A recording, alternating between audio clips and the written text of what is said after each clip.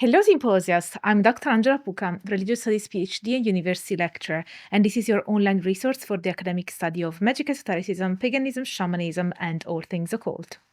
I recently went to Fountains Abbey here in Yorkshire in the UK in search for the Green Man. I will leave you videos and pictures on screen. And it just occurred to me, I've never made an episode on the Green Man and the truth behind it, because it is one of those neo-pagan and Wiccan myths that perhaps need to be dismantled. But I don't want to spoil too much. Before we dive heads deep into this topic, allow me to remind you that this project only exists thanks to your support. So if you like to have this free, accessible scholarship on all things esoteric and pagan, please support my work, because that's how this project stays alive on Patreon. And check out my services at drangelapuca.com.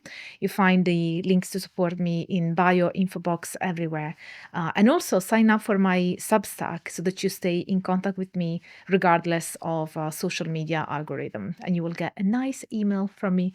And I would also have your contact. So if anything bad happens, I would still be able to be in touch with you. Now, on to the topic. I want to begin with a date, because in this story, the date matters more than usual. March 1939, the issue of Folklore that carries volume 50, number 1, includes a short article by Julia Somerset, Lady Raglan, titled simply The Green Man in Church Architecture. It runs to 12 pages. This appears to have been her only published contribution to folklore scholarship.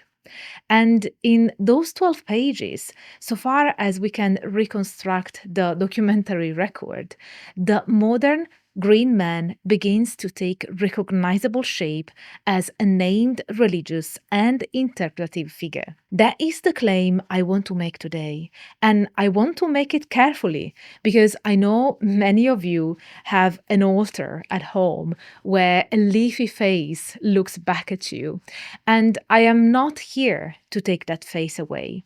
I am here to tell you, as precisely as the sources allow, when it arrived, who gave it its present form, and why the version you have inherited as a named and synthesized figure is a modern one. So Raglan's article opens with a small scene. A vicar in Monmouthshire shows her a carved head at Lagwan Church and suggests it might represent the spirit of inspiration.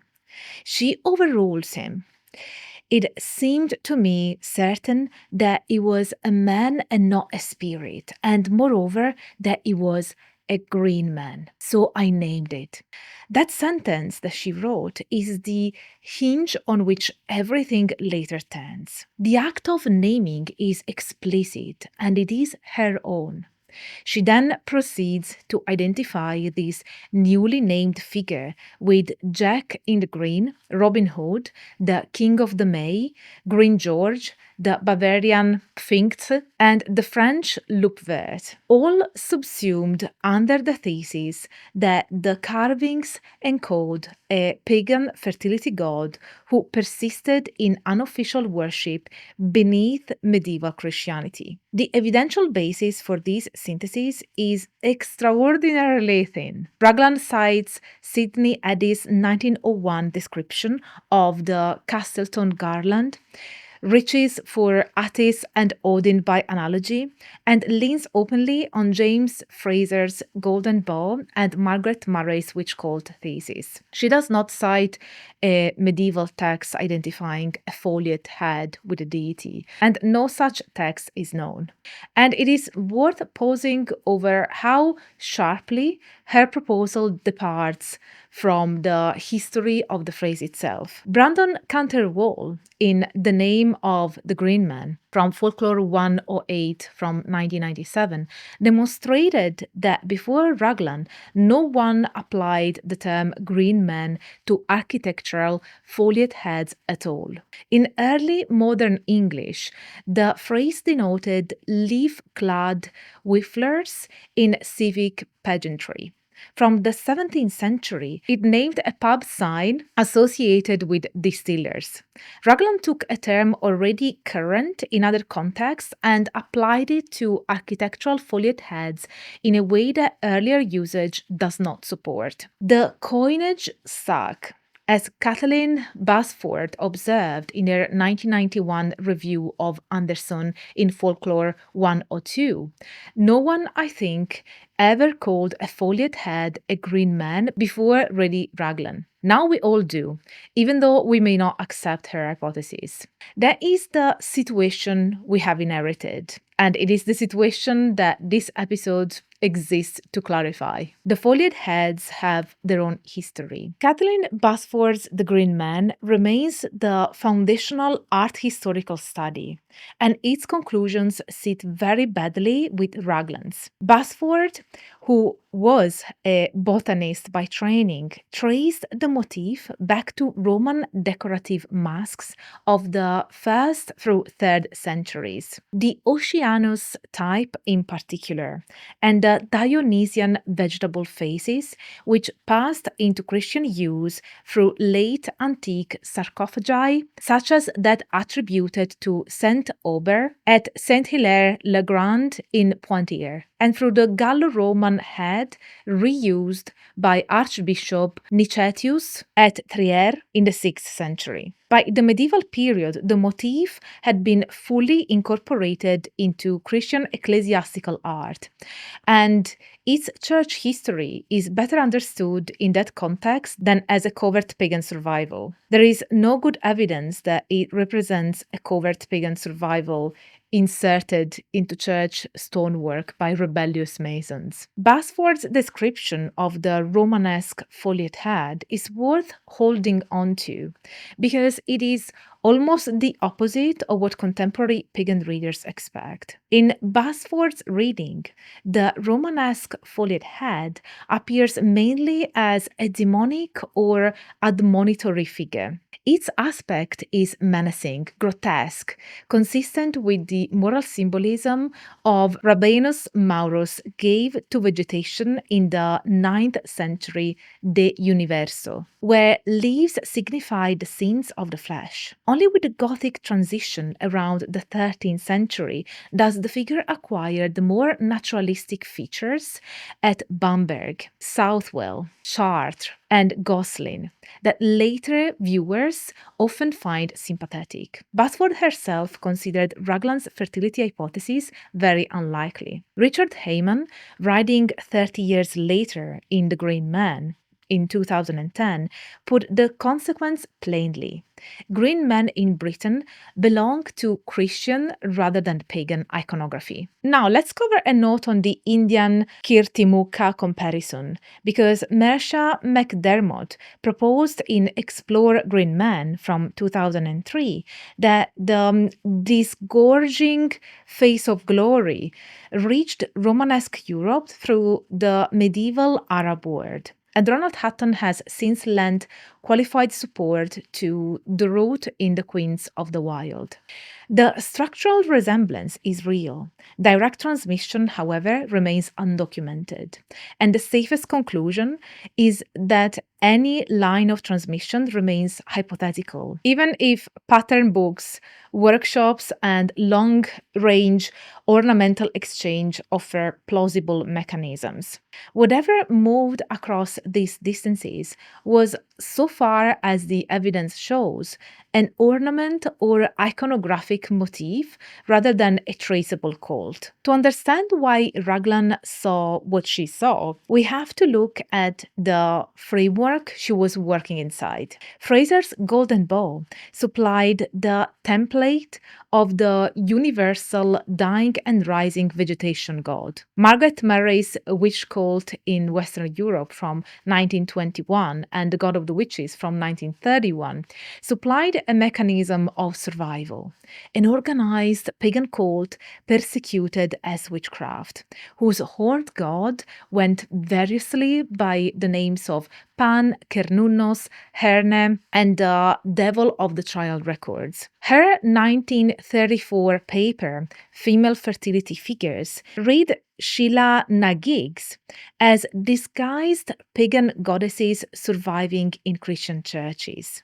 That is precisely the interpretive template Raglan applied to Foliate heads 5 years later. Hutton identifies the filiation in his Catherine Briggs Memorial Lecture, How Pagan Were Medieval English Peasants, from 2011, where he writes that it was almost certainly Murray's example that inspired Raglan. The difficulty is that this interpretive scaffolding has been extensively dismantled by later scholarship. Norman Cohn's Europe's Inner Demons from 1975 showed that Murray's witch cult rested on tortured confessions, shaped by inquisitorial expectation and, in some cases, on 19th century forgeries.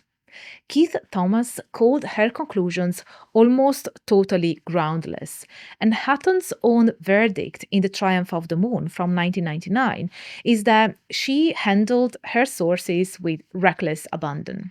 Each component Raglan fused into a single figure proves on inspection to have its own more local and historically specific trajectory. Roy Judge's The Jack in the Green from 1979 established that the dancing leaf-clad Jack cannot be traced earlier than about 1775, emerging among London milkmaids and chimney sweeps as an urban fundraising custom. Judge later called Raglan's synthesis a textbook case of invented tradition. Green George is Slavic and Carpathian, known to Raglan only through Frazer's pages. The making is documented in English, Church Warden's account as a parish revel figure, analysed by Hutton in the Stations of the Sun, and the evidence points to community festivity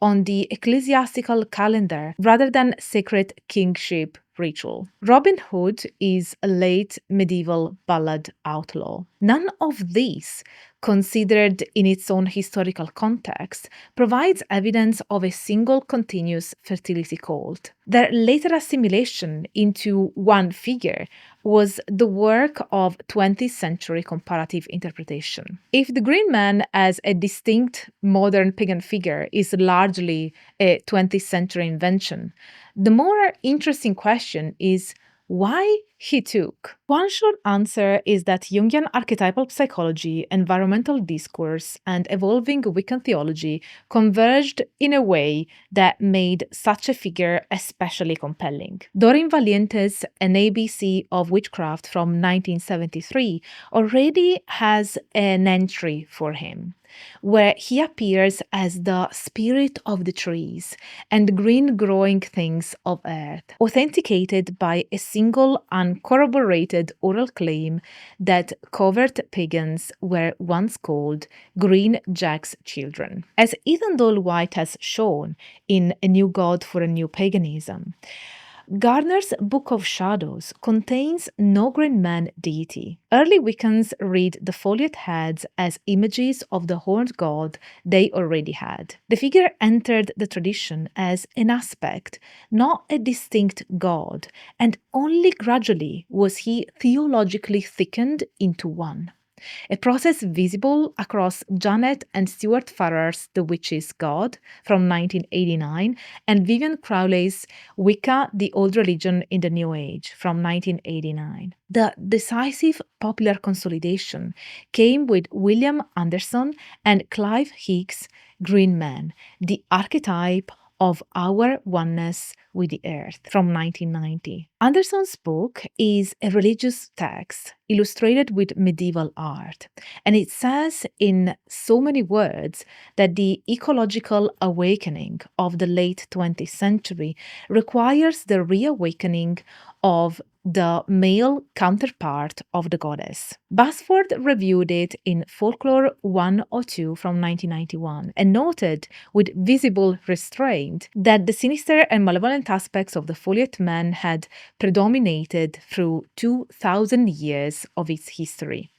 That observation sits beside Anderson's benevolent consort as a quiet reproach. Broader ecological discourse, to which Gaia language certainly contributed, helped make the figure newly resonant by the late 20th century. And by the turn of the millennium, he was fixed. So, what do we do with this information? I want to end where I began, with that March 1939 issue of Folklore. Ronald Hutton's phrase for what Raglan did is that she invented a figure for a word which was beginning to need him.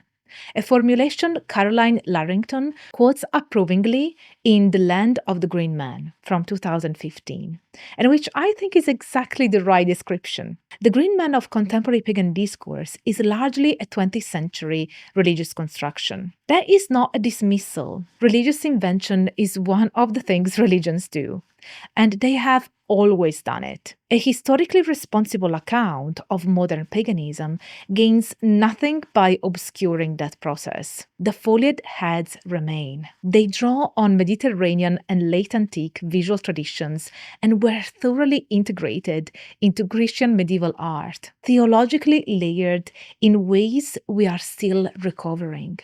And they deserve study on their own terms. As the green man you know, the one who grows leaves at the equinox and drinks in the pubs that are named for him, also deserves study on his own terms, as a remarkable case of a modern religious figure assembled, largely in public and largely in print, within living memory. He's not ancient, he's ours.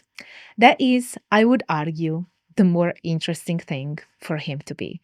Thank you so much for watching up until this point. And if you watched up until now, leave me a leaf emoji because duh, green man. And that means that I'm really proud of you because you're very committed to your learning. Also, if you like my project of delivering free academic scholarship for everybody, please consider supporting my work and joining my ever-growing Patreon community. We have monthly lectures, a book club, and monthly meetings and a Discord server. So we have lots going on. So you will support my work and enter a fantastic community. Also, check out my services at drangelapuka.com, and you find all the links in bio, cards, and info box. Don't forget to sign up for my Substack so that you stay in contact with me and don't have to rely on capricious social media algorithm. And thank you for considering supporting my work. That means the world to me.